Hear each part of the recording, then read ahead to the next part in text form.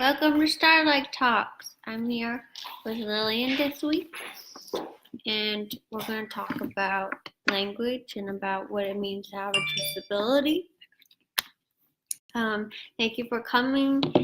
Leave your comments and questions, and we'll get to as many as we can. Hopefully, I love when you guys interact. So please let me know you're watching. Check out the website OurTism.com, and remember to come to the support group tomorrow. No, not tomorrow. Next week. Next Thursday. I have on the website we have all of our great programs. So go check out Life Map. I highly recommend that. And my blog where I read about living on the spectrum. And come back right here next week at 7 p.m. Pacific Standard Time, because I'm going to have another guest on. Her name is Stephanie Persephone. She runs a autism adult group on Facebook, and she's an artist. She's creating a project that's called You Don't Look Autistic, where she's painting a bunch of people with autism that aren't normally represented. So Stephanie's gonna come on next week, so come join us for that. And this is my dog Albert. He wanted to be part of the live stream this week. He's named after Albus Dumbledore. He's a cutie. Alright, so I thought of this topic because I was at the airport, and they're supposed to make an announcement when they first start loading that they allow people with disabilities on first. And one of the workers was like, "Oh, you need to say the word disability," because she said people need extra time or extra help. She said, "Oh, I don't like using that word." And so I thought I would address that, what it means to have a disability, and then it's not a bad word. It's just a word to describe a group of people, and being part of that community, what it's like when people try to dismiss that you have a disability, what that's like, and how I feel about it. So, and Lillian's here to join me because she has opinions about it as well. Yeah, so if you guys have any questions related to that and want us to clarify anything, please leave us comments and questions. So I first wanted to address the different terms people use, that it comes from a good place, but it dismisses that those of us who have autism or have different things, that we struggle a little bit more than the average person. So one of the common things I see is that is being used a lot more is differently abled. And I don't like that, at all, because being disabled, for me, I really think I am, because my life is a little bit harder because I have autism and because I have other things and the comorbidities that come with autism. All of that makes life a little bit harder. I have to deal with things that people that don't have any diagnoses of anything don't have to deal with. And so that means I'm disabled. I have a service dog. You have to be disabled to have a service dog.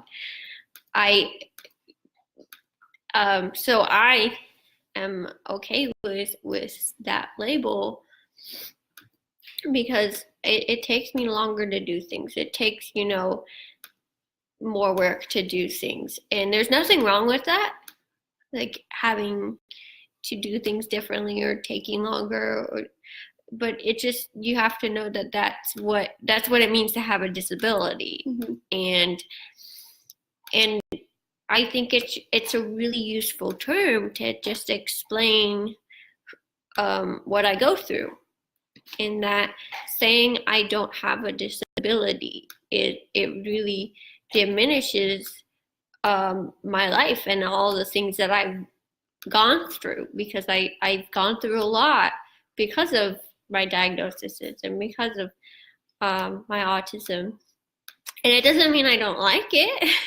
There's a lot of really good things that come with having a disability. I know there's a lot of people get perspective from it, and all these different things that they get to experience the world differently, and it's not necessarily a bad thing to go through that.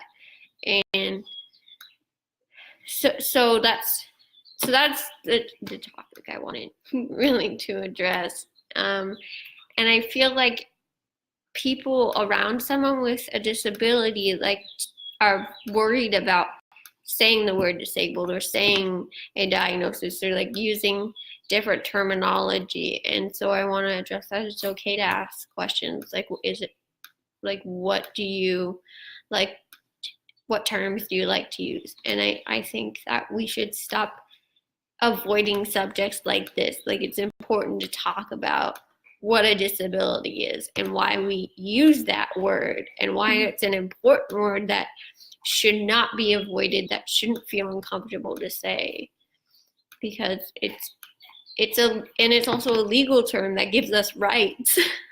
And so when we're in situations and we're looking to hear that word, such as at the airport, if you're sitting there waiting for them to call out a disability and they're trying to go around that term to be kind or whatever, or make themselves comfortable, a lot of people might, who are listening for that one word are going to miss it, right? And they might not be able to get on the plane when they need to get on, and having that extra time is important, and being able to get the wheelchair on and then off again, or whatever equipment you need, or the safety of my service dog getting on the plane without being hit by bags.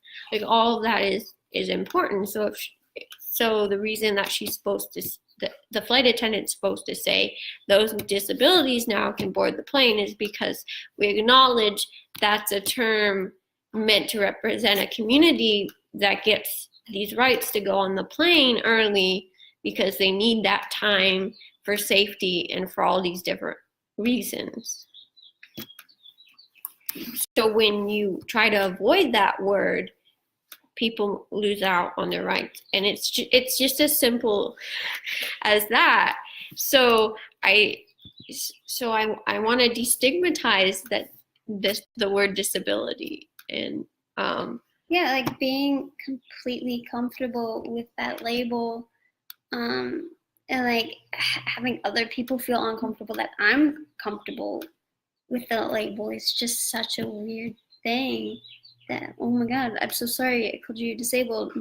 That's what I am. It's just part of me, and it's not a bad thing, it's not a good thing, it's just there. It's just okay. Like, I mean, people can be proud of it. It could be a good thing to some people, but I feel like it's just a neutral thing, and you put the negative or positive into that word. But that word itself doesn't have a negative or positive energy to it. It's just what you feel it is. Mm-hmm. Yeah, so we wanted to address that. The language is, how important language is, not only just for communication purposes, but for the rights of communities, and for like us, validating someone in who they are and what they've been through. So when you even though someone has good intentions, saying differently abled instead of disabled is very offensive, and more than just offensive, it's actually taking away the rights of the disabled communities, because we are not differently abled.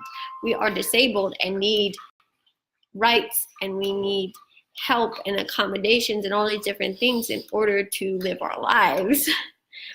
And so when you take that label away and go, oh, they're differently abled, you're taking something and diminishing it and saying it's not as bad as it really is, even if that's not really what you're trying to say. And so it just makes this, we already have a problem getting the rights that we need, and then like those kind of things make it harder, because then people look at like, oh, autism isn't actually disabled, it's differently abled, it's, you know, it, all the other I know there's a bunch of other words as well that are and I get it's like another way of them trying to say different, not less, but it's not what actually comes across. And so it's important that we use the terms that we should be using. Yeah, say hi to everybody. Hi, Kevin. Thank you for joining. Hi, Caroline. Hi, Grandma. Hi, Tiffany. Hi, Selena. Hi, Dara. Did you have comments about anything? I think the evolution of language it always starts off positive, and then the words become negative. I mean, going back, right, it used to be like special was the word, and that's now offensive to say that someone's special, or special education is offensive. And I think that was the same thing with differently abled, that it started off as being, rather than calling them disabled, we're going to call them special, and that's going to be nicer and more comfortable. And now special is offensive. So I think using the word differently abled, eventually it's going to have the same connotation if we don't claim this word and just use disabled as what it is and not see it negatively. Every word that we then replace it with is going to have the same feeling behind it. If we just keep replacing word thinking we're going to be nicer, but it means the same thing. It just doesn't now, but it will. Yeah, I think thinking about why we use the term instead of making yourself comfortable, thinking about like why this word is used, and where I see like a lot of parents or loved ones who, you know, are uncomfortable using certain terms. Like if you are uncomfortable saying an autistic person and you want to say person with autism, that's fine, but you don't need to put that on other people, because everyone looks at that term differently. So if you're uncomfortable saying disabled, that's fine. But if you legally need to say it, then you need to say it. And you can't tell other people not to use it. Yeah. I mean, obviously it's different when you get to like the word retard or cripple, or like, you know, those words are very different.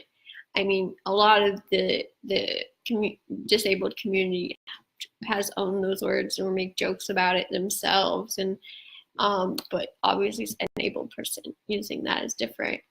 And so when you but that's definitely ableism, but it can even be ableism to choose not to use the word disabled in different situations, because it's not being aware that you're harming someone who needs you to use the term. There's a reason we have the signs that of like that wheelchair and it says disabled parking, or, you know, handicap parking, or the handicap entrance or disabled entrance, because we need that sign. And that like, I mean, Disneyland has it now. For every ride there's the entrance for our community of disabled people, of those who are on crutches, or, you know, in a wheelchair, or those with service dogs, where we have to get on the ride differently. And so there's a sign there, and they're like, oh, if you're part of this disabled community, you look for that sign, and then there's someone there to help you figure it out. where if we didn't have that that word, or the legal obligation to have a disability entrance, you would have people missing out. And we have a right to enjoy Disneyland just like everyone else. And we just need a little bit of help. So how do you feel about the term neurotypical then? It is fine. I definitely feel like that's a better term than calling people just normal. Like, what is normal? There's no normal. Like, neurotypical is just like your brain functioning. Like, it's like you don't have a diagnosis of something, or you're don't think it's like you fit in like that average label of brain function. It's a classification, just like autism is a classification. So I would say neurotypical is like like able-bodied. Yeah. Or like able-bodied is not offensive. Neurotypical I don't think is offensive. It's just like you don't have a diagnosis that would make you neurodiverse. Yeah. So it's just a great. Again, it's not a positive or negative word. It's just a term that's helpful to use. Yeah, it's for communication. Super useful to say. Yeah. Yeah, I think it's way more offensive when I didn't know that word. I'm like, and the normal person, the average person, like. Ava says, I was told to use differently able. You want to talk about where the word comes from? You can.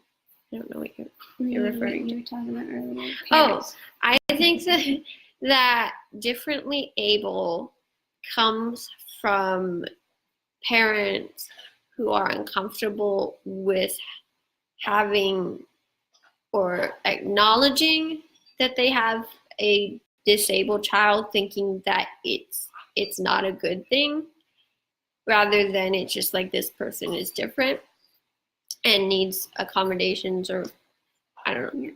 I don't want to define a specific situation, but like that they don't want to, for whatever reason, they're uncomfortable with the word disability, and so, and I think that comes from fear parenting, which we did a whole video on. It's like, oh, if I say my child is disabled, then they might be bullied and they might have a harder life. I don't know where their brain goes, but I feel like most of the community that is actually disabled does not have a hard time with their diagnosis or their disability.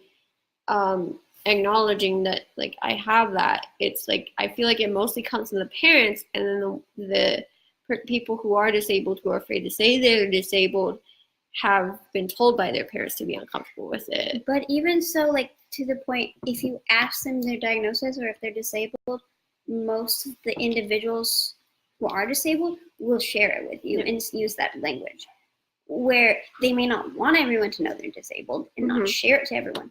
But if they have to do it, have to tell it to you, or you're in a situation where it's important to say it, that's the language they use. I've never heard an individual tell me I'm differently abled, but I've heard parents of an individual say they're differently abled. So I find that interesting, and I don't know if it's a generation thing. Yeah, if it's just or if it's like unless you've experienced being disabled, you don't know, like, how that, like, it's not a bad thing.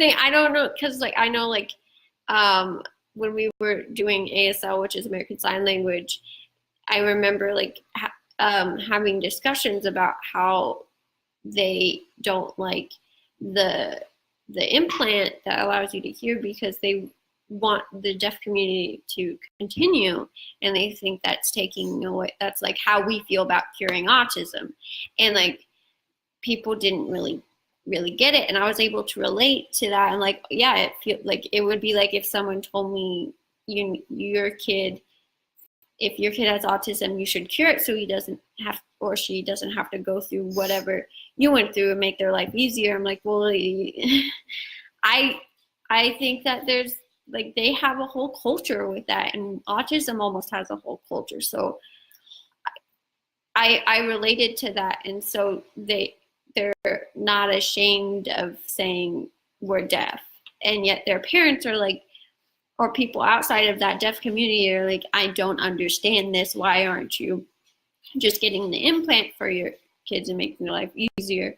And so, and we saw some documentaries on like the fights that would happen within families because of this, and that like they would stop talking to each other, and like we'd get to an extreme, and like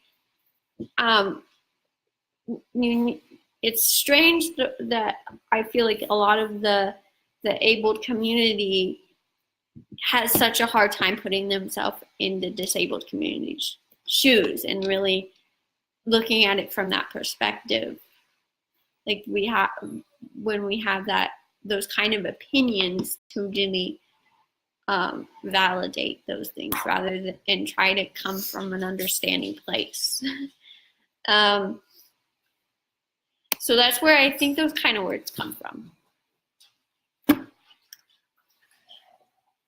And I do believe over time that most of these parents stop using those words when they start to realize that, you know, these kind of disabilities also come with gifts, also come with like extraordinary things, and that the disability isn't just all the negative side. Because I know there's people that see everything negative about this person is their autism, instead of looking at like autism affects everything, and even like everything that's positive also is influenced by autism as well.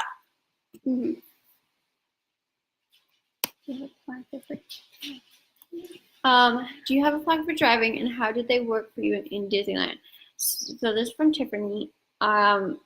We don't have placards. I know people my age that do, and they and it's very useful. For like arthritis and for Crohn's and for like all those things. I don't know if autism itself can get a placard. I haven't looked into that. But what we were referring to for the disability entrance is service dogs. Yeah. That we have a separate entrance, so that because like petting the dogs. Well, entrance to rides. To rides. Because yeah.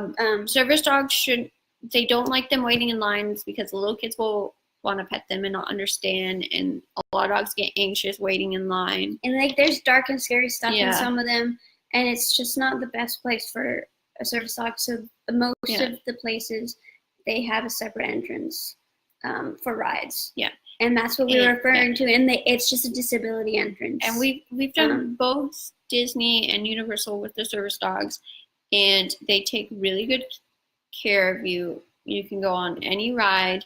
If the dog can't go with you on the ride, they have a kennel, or they can do a ride swap. There's also, which means someone waits with the dog while you go on the ride, and then you switch. And then another option you can get, instead of waiting there, the ones with longer lines give you a return time to come back, which is similar to the Fast Pass. And so there's a lot of different ways that they treat disability. So I highly recommend going and using those disability entrances if you're in a wheelchair or if you have a service dog. They take really, really, really good care of you. And there's disability maps, and there's people, like if you ask around, they'll tell you exactly how everything works. Yeah. So we just advertise Disneyland, and Universal does very similar things as well. They give you the Express Pass for free, pretty much. So they give you, all those kind of things. And so if you go in there and just talk about, I don't know exactly what disabilities they accommodate with all that stuff, but if you go into the information center, they should give you all that. Mm-hmm. And I'm sure there's stuff online. And if you call in and ask. So I was told to use allistic instead of neurotypical. So allistic is different than neurotypical. Allistic just means not autistic. Neurotypical means no diagnosis of anything neurodiverse. Neurodiverse is can be from bipolar, schizophrenic, ADD, OCD. Like it is like you're diagnosed with something that makes you different from the average person who does not have a diagnosis, who would be neurotypical. Allistic is anyone that does not have is not autistic. So those would be what the difference between those two terms. So Tiffany says, Ava, watch Atypical on Netflix. Shows diverse perspective and groups with different language on this actually.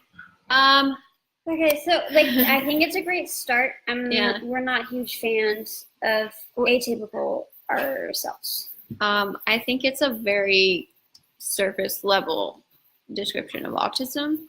I don't think it's completely accurate. Yeah, there's a lot better stories out there. I'd say if you're looking for like a true like diverse and to see that autism is different, I like the story of Luke. Shows two, there's only two, but two very different autistic, they're both guys, both white males, there is that, but very differently affected by their autism, and they're both seeking something important in our life, and it's very small on scale compared to like other movies that are like, I'm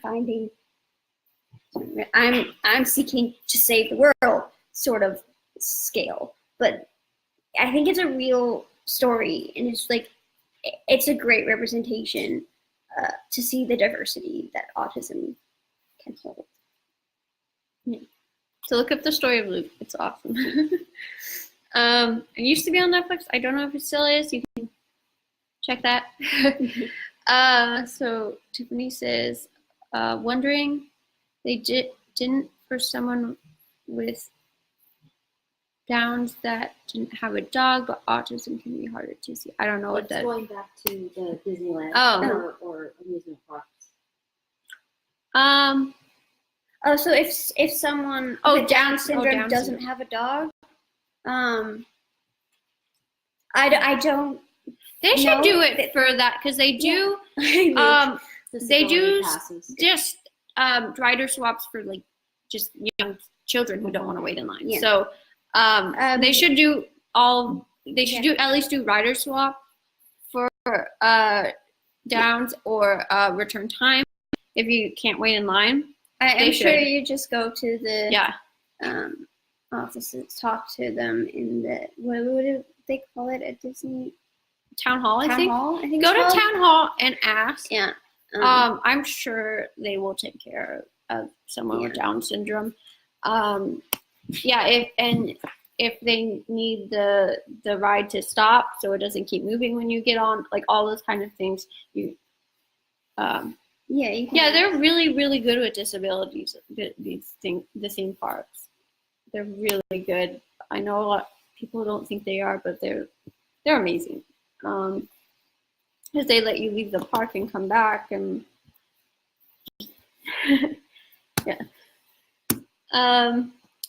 what's the name of that story? Say again, the story of Luke.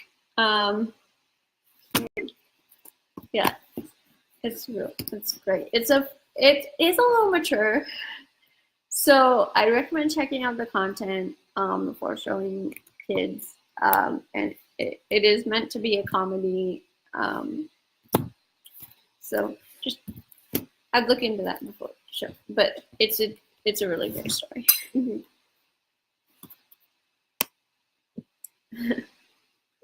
Okay, Ava says she has to go. Bye, Ava. Oh, hi, Sam. Thank you for joining. So we're talking.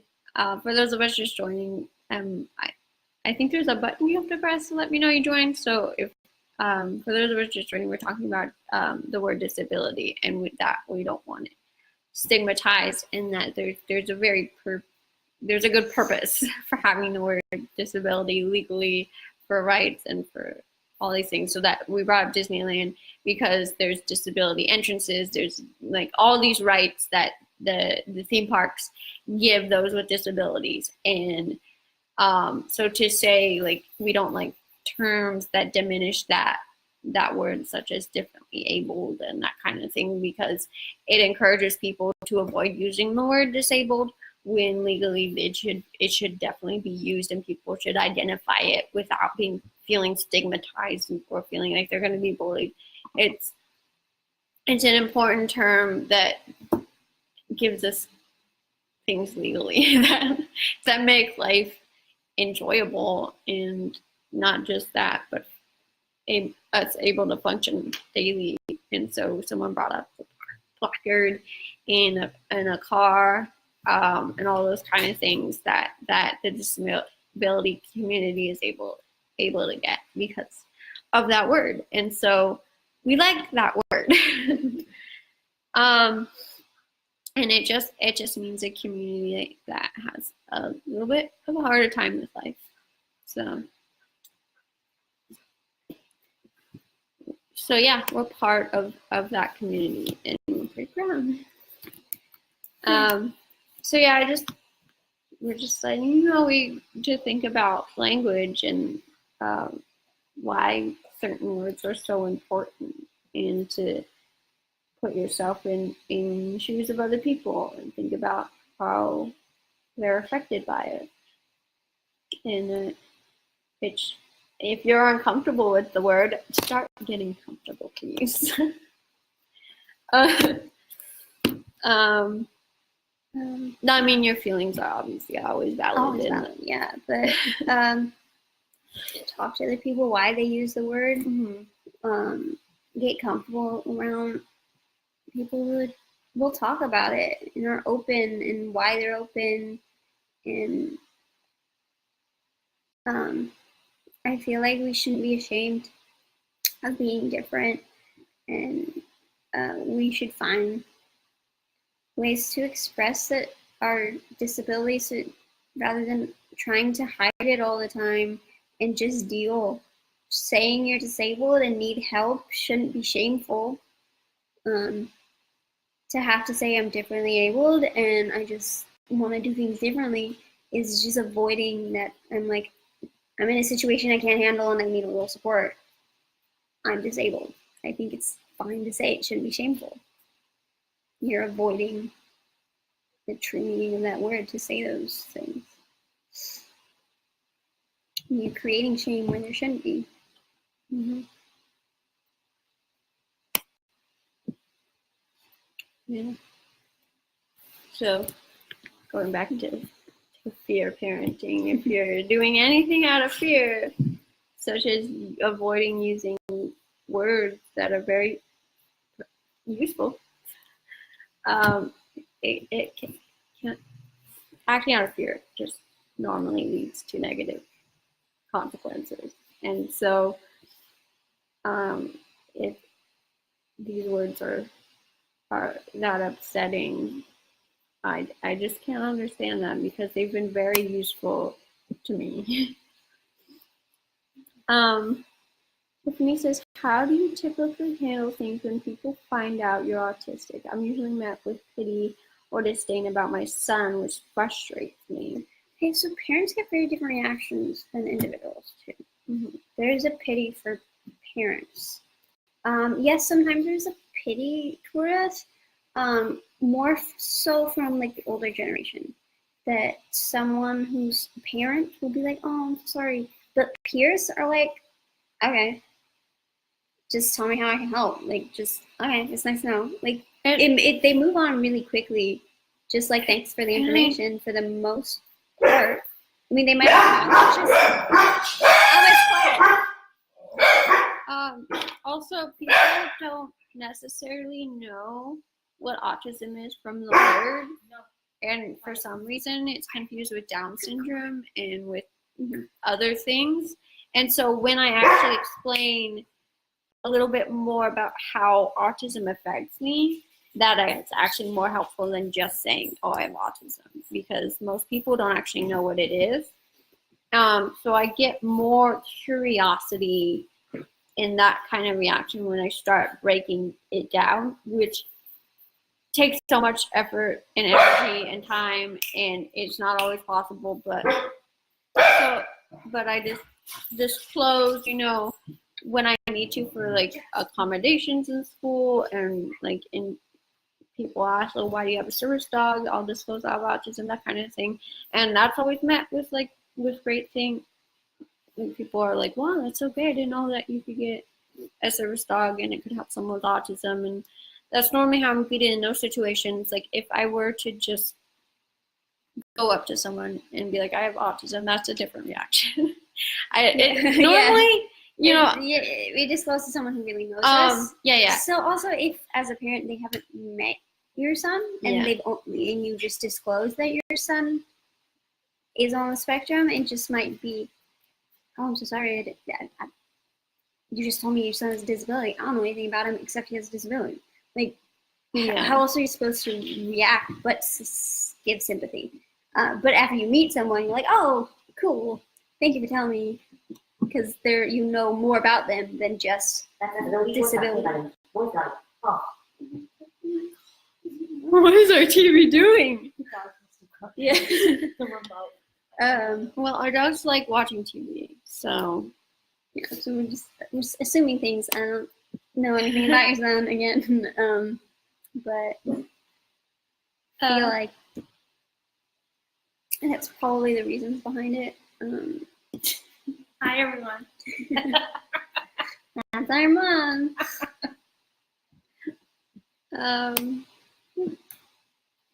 It's usually the public meltdowns. I think he's a spoiled brat. I've had things that do. Yes. See, we have very uncomfortable about that. For some reason, public meltdowns or manipulation or being rude, it's not like you reach breaking point. Even with children, like there's a reason they're having a meltdown. They don't just do it to manipulate people, to be a brat.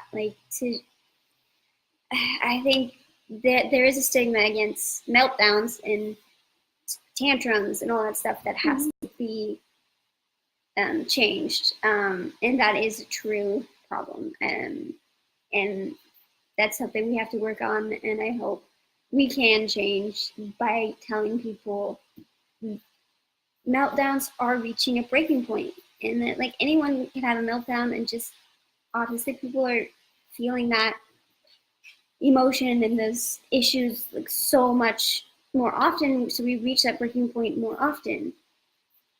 But it's not manipulation. I just posted an article that had a really great example of this that really put you into that meltdown moment, or at least an outburst moment. Like, have you ever been on a plane, the person behind you is just like kicking your chair over and over and over, and then you reach that boiling point where you like turn around and yell stop, and then you realize it's a little kid, or like, and you're the person that gets in trouble?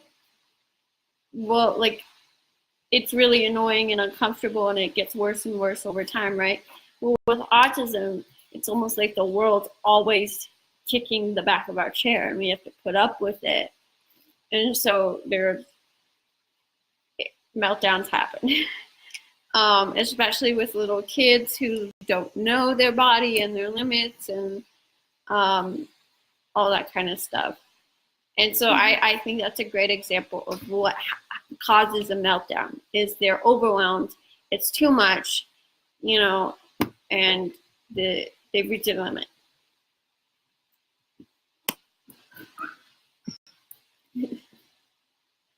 So, all right, we got time. Maria says, I usually find myself saying sorry all the time because I don't want people to think my son is a brat too when it comes to meltdowns. I also find myself telling everyone my son has autism because I don't want people to think I'm a bad mom and don't know how to educate my son on how to behave in public.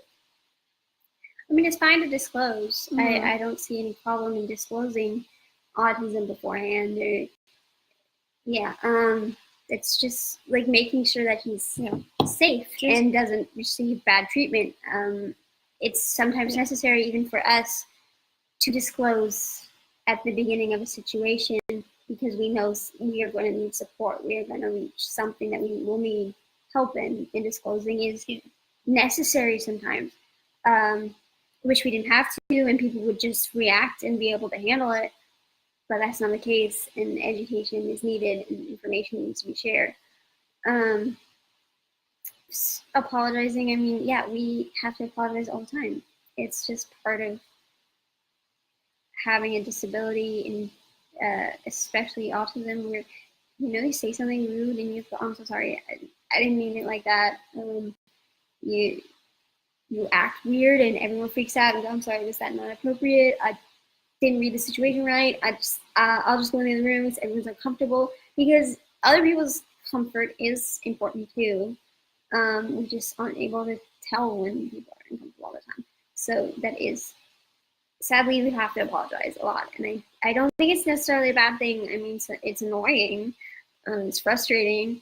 I wish we didn't have to, but yeah, I don't necessarily think those are any bad things. Yeah, as long as you're not reacting and making decisions based on other people's judgment, and you're making the decisions based on what's best for your son, you apologize and let people know as much as you want. I don't know how old your son is. If he's able to make those decisions himself, doing it for him is not necessarily the right thing.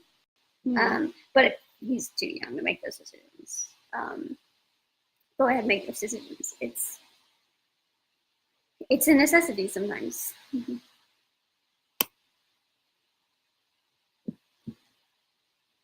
Yeah, I feel like, and Marita says, I feel like people are more understanding when you say it, for sure. For sure. I mean, definitely. I wish they weren't. I wish they could just accept it. But yeah, sometimes you need to disclose for people to accept those sides of you.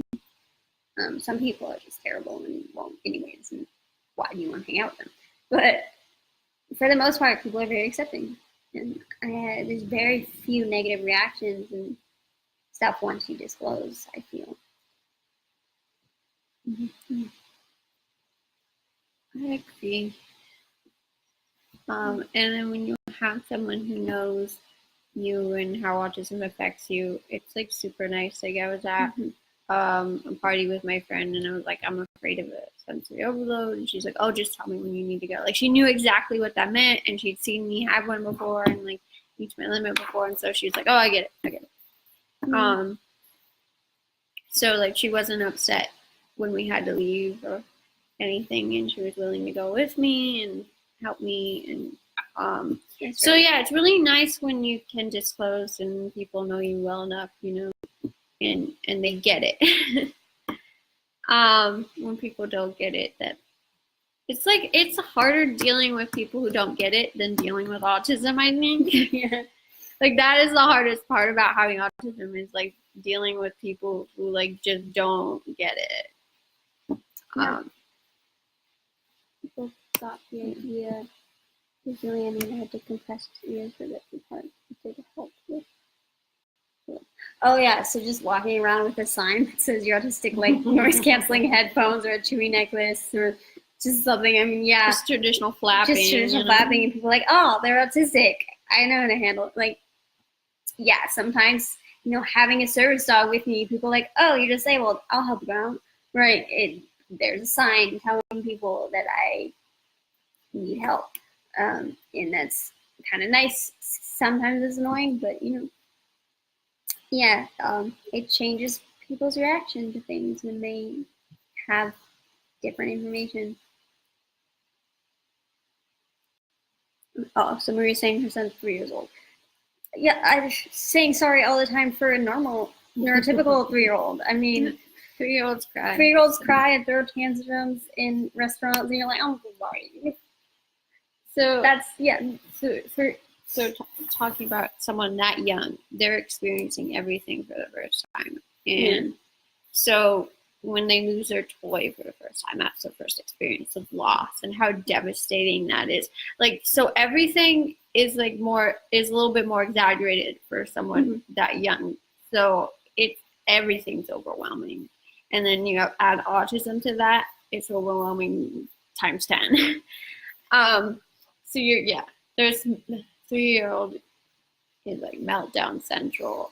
But that doesn't mean you shouldn't continue living your life and keep doing stuff that you love and he loves. And don't let the world tell you he's not allowed to leave the house, because he definitely is. And make sure that he stays comfortable leaving the house, because the world's going to tell him not to. And that's when we develop anxiety and all that other crap. And just listen to him and let him know, like, it's okay to tell me you're done. It's okay to tell me you've had enough. It's okay to melt down, and it's okay. Like, all those things need to be validated, because there's so many of us on the spectrum who are not listening to our instincts because we've been told not to. We've been told not to do things that are helpful to us. We stay in situations till we have a sensory overload instead of leaving because we might upset other people. Like, no. Suppressing stands. So just make sure, like, he is number one in the world. It's at the bottom of that list. Okay, came late on the conversation, but I heard you have service dogs. I was wondering how do service dogs help kids with autism? Okay, so again, kids and adults, a little bit different. We didn't get our service dogs till we were adults. They were our service dogs. We took care of them. Everything is on us. For kids, a lot of that, especially because your son is 3, falls on the parent to feed and wash and pick up after. Yeah. So I would say at that age, you're the service dog. Yeah. It's like you're all right. You're there all the time. So what a service dog for autism can do, there are things that the service dog can do that, well, you don't then have to do. So if your child runs away all the time, there's like search and rescue type of service dog that will go find that child. If they run away at Disneyland, the service dog can find it. They can also attach the leash to the child and the service dog, and the service dog will stop the child from running away. I don't know how much I like that one. It's the dogs are dogs. They can also run away. Deep pressure therapy is one. So that's like, what a weighted blanket is. It does deep pressure. The service dog can provide that, so you don't have to take a weighted blanket somewhere they're having a meltdown. You lay down on the floor, the service dog lays on them, puts pressure on their body, and can pull them back out of that meltdown and into a comfortable situation. I have an alert service dog that I can defreeze in uncomfortable, overwhelming situations, sensory overload stuff. I just freeze and can't actually remove myself from the situation. So he's trained to recognize that, grab my arm, and bring me either to the nearest exit or to what he perceives to be the safest place, which he has decided is usually like a couch or a soft blanket on the ground, because he feels like that's safest for him. You can get alerts for when to take medication, alerts when you're about to have sensory overload or medical something like seizures. You can get a dog that will alert authority that you need help. There's that will like stop you from walking into the street if you can't recognize a dangerous situation. There's so many different things that they can do. It's not just like necessarily this dog is for autism. It's like this dog is for like you and what you specifically need. So if you recognize a need and you are your child, that and you can figure out if a service dog can provide that, then a service dog could be right for you. But again, it comes with a lot of other things that you have a dog with you. With young kids, a therapy dog is a better option. Not a therapy dog, emotional support. Emotional support. ESA or a comfort dog. I don't think like a young kid, like, unless the parent like wants to deal with taking a dog everywhere and a little child. I think that it's more likely just having a dog at home would be the better option. I mean, once they start school, that could be, they take it to school and they only need it at school. When they're with you, they don't need it. I don't know. You can come up with a solution that's best for you. And a lot of times you can take a comfort dog or get permission to have an emotional support animal at school if they're trained. But yeah, service dogs legally are allowed to do that. You need permission for other types of dogs. So yeah, there's options there. It's just your preference. Our local police provides GPS bracelet for autistic children if you want. Well, that's great. Perfect. That works for you. GPS is fine. That is an option. Yeah. My husband has avoided play areas where kids are around because my son is playful but doesn't have good social skills. Always pushes kids. Other parents end up saying, "Stay away from the kid because he pushes," and that makes me feel uncomfortable, and he stopped taking him out. Okay, so again, that's like a safety issue for other children, and I understand their reaction, and that's just, it's something that your son has to learn. And I would say if he needs to push, give him, like, this is what you push. You don't push people and then redirect him to, like, you push pillows, or like, this is the thing you push. I would say that's what, instead of don't push, redirecting him to this you can push. This person, no, we cannot push. But you can come over here and push. Like, doing something like that is more helpful than just going, do not push, because that normally doesn't work. To just put a whole, like, no normally is hard for those on the spectrum, but going, this is the thing you can push, and that is not a thing you can push, is more helpful. So if you need to push, come get the push thing, whatever you want to call it. You know, maybe finding an area with a few older kids that can be around and handle the shoving and tell him to stop. You can find a safe area where they will take care of him, and it's not just like, because that, you know, older kids could also cause different problems, but that's also a solution to figure out who he can interact with, because stopping all social skills and social interaction is not a good idea, especially for someone on the spectrum who needs to learn. But there's being a little creative when you come to those situations and thinking outside the box. It's usually what you have to do, because, you know, handling normal social situations isn't always possible at that age. Speaking of pushing, this dog likes to push. Yes. Happens to me too. Stay within close, but invasive watch to help him. Not invasive. Oh, not invasive watch. Help him understand social boundaries and ABA education to help him learn in a non-neurotypical way. ABA. We don't agree with ABA. We don't agree with ABA. I think research more about ABA and the founder. Yeah. Redirection is awesome at the age. Environment changes. Meltdown. Yeah. So, like, there's normally signs that a meltdown's about to happen, I think. Whether, like, you're able to recognize them yet, or he's able to recognize it yet, I don't know. But now that I'm in tune with my body, I'm able to understand when it's coming and stop things a lot earlier. If you are in a mentally unhealthy state, whether that is depression, defense mode, anxiety, you're going to have a harder time understanding what your body is going through.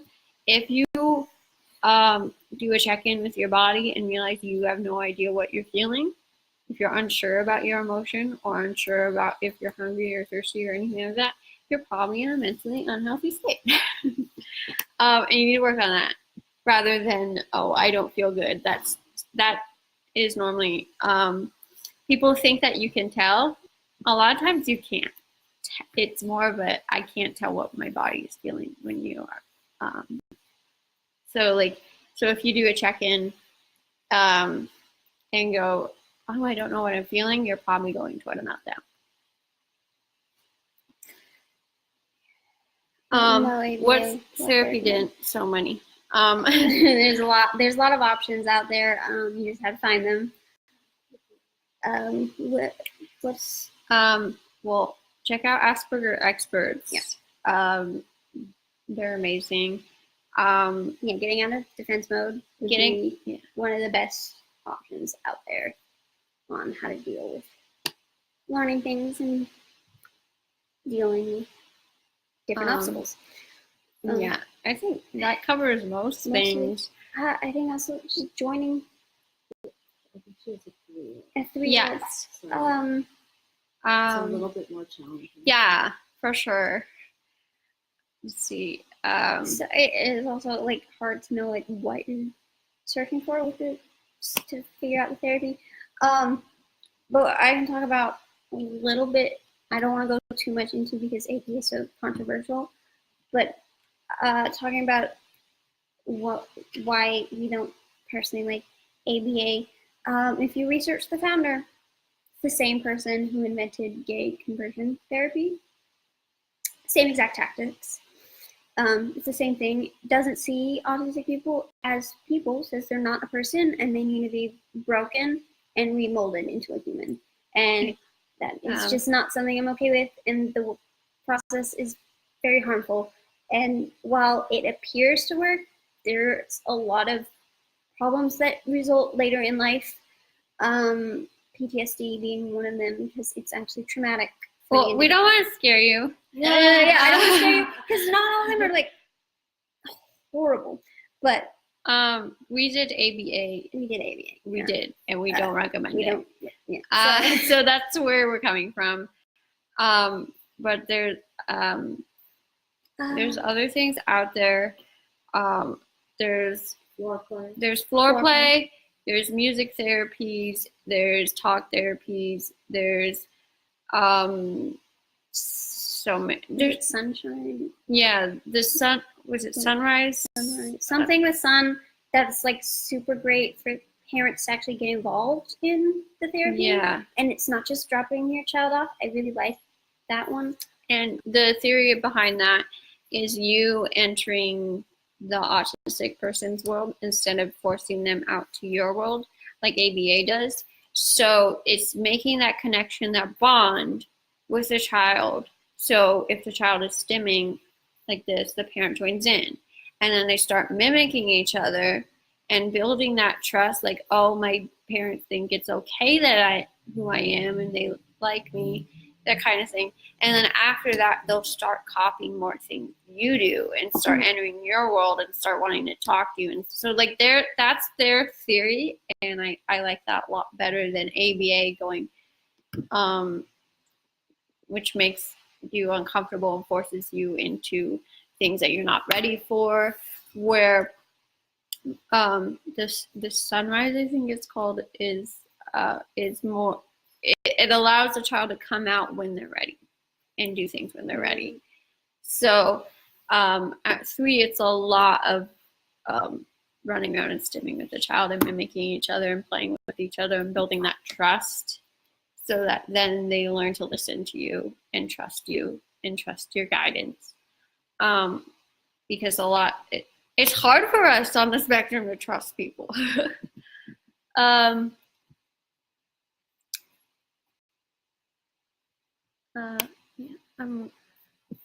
Name, please repeat. I think. Oh, they want the name of the. I'm gonna try and look it up. Yeah. So, Lillian, do you have anything to talk about while I do this?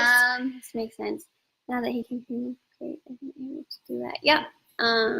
Communication helps a lot. If you can, acceptance of someone, I think, is a huge thing, that you're okay with them being them and being different.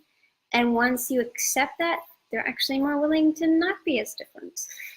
It's a strange paradox that happens. And there's more conformity. Not necessarily, like, I don't necessarily like the word conformity, but sometimes you have to fit in this world. I do want more real acceptance in the outside world with autism, and I hope that people can just accept our differences one day, and we don't have to conform. But to make friends and to have a job, conformity is necessary. It's sunrise, S-O-N, not like S-U-N. It's S-O-N, like my son, rather than the sun above. It's Give it to Mom. We'll type it into. Yeah. I feel like stimming with my child is a natural thing to want to do. Mm-hmm. I feel like turning it into a dance. Put on some music. Yeah. If you're not comfortable, just put on music and do it to a rhythm, and like make it a fun, interactive thing for you guys to like really express your emotions with. Spinning, headstands, like a lot of gymnastics kind of things.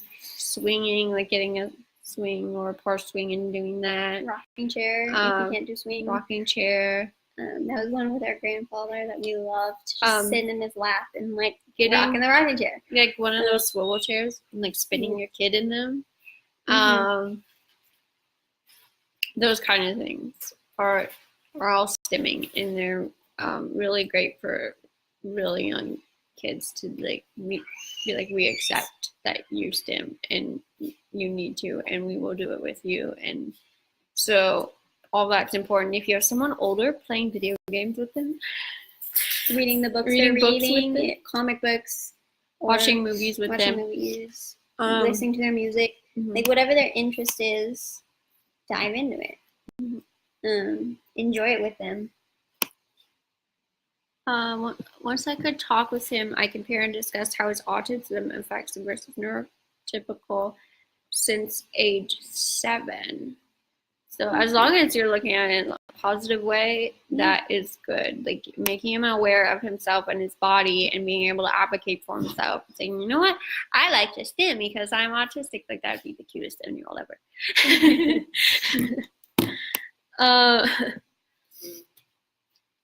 So yeah. Okay, we've reached the end of the hour. So if you have any last questions, please leave them. Thank you. I didn't realize we were going to head in this direction with this topic, but I love it. I never know what questions I'm going to get and who I'm going to interact with. So definitely come back next week. Remember, I do these weekly, and next week I'm going to have this amazing artist. Her name is Stephanie Persephone.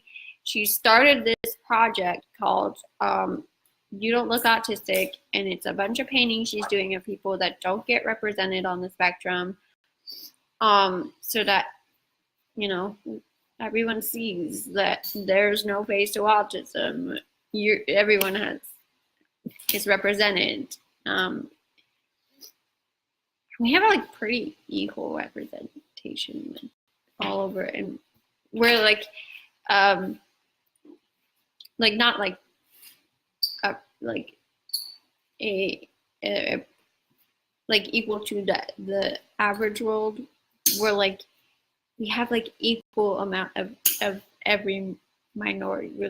There's been weird studies that are like, oh, we have equal amount of straight to gay. We have equal amount. Higher. We might have more gay people than straight people. Or queer. I don't know. Yeah. We're to use LGBTQ to straight on the spectrum, and we're equal boy, girls, male, female, and ethnicities are all equal. Like it's really crazy. Ages are now pretty getting equal. So yeah, it's pretty crazy that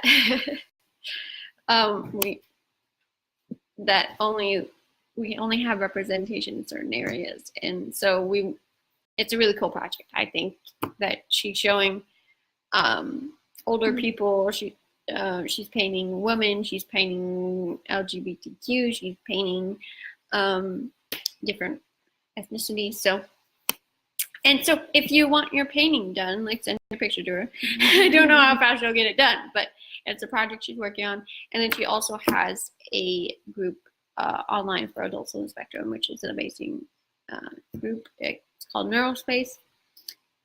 Yeah, so she'll be on next week. That was the point. Stephanie Persephone. So come back next week and learn about her. So yeah. I haven't got any questions. Hopefully they don't all pop up when I end this. That happens sometimes, so sorry. Thank you. Lillian joined this week. This is my twin sister, in case you were wondering and didn't know. We are twins. Little late in the game to tell you that. But we both have autism. And so I like having her on because she shows a different part of the spectrum, or I don't know how to explain that. We both have autism, but we're different people. But we look the same, so you can compare us. People like to do that. So, all right. I must be tired. I'm rambling. Thank you for watching, and stay colorful. Bye.